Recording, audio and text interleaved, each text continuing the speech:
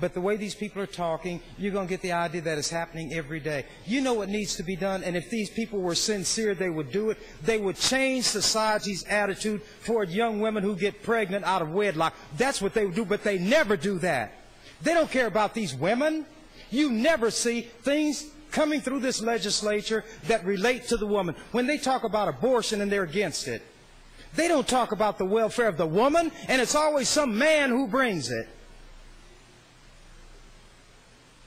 Why is it that men have contrived more insulting words for women that go to their very personhood than exists for any other group? Tramp, slut, hoe, whore, bitch,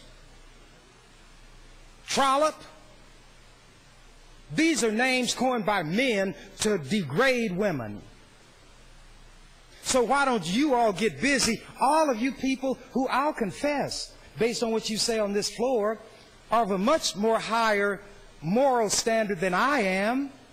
So why don't you, when in your moral superiority, change the attitude of this society toward these young girls and young women or older women who have babies out of wedlock, and stop attaching a stigma and expressing such contempt and hatred and scorn. And don't put them in a frame of mind where they feel if they tell anybody, then life, in effect, is over for them. Why don't you do that? Because it's easier to stand up here and bring a piece of poorly crafted legislation to address something that is not even a problem in Nebraska. We are a state legislature passing a statute, not just standing up here. It's not supposed to be that way. Putting in the statute books our miscellaneous opinions. 1 minute. You all don't even care the language that's used to express this.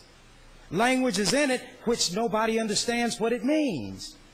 And when people who are rational can have different conclusions as to what language means, then you can conclude that the language is ambiguous, that it's vague, that it's unclear. And there is liability that can attach to these firefighters and to these hospital workers, as should be the case. I think it may have been Senator Lathrop, and if I'm mistaken, he can correct me. He said something about the fire station must be occupied.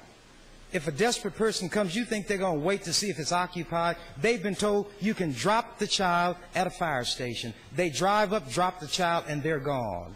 That's where they put things in these statutes that are not going to apply in the real world. Thank you, Mr. President.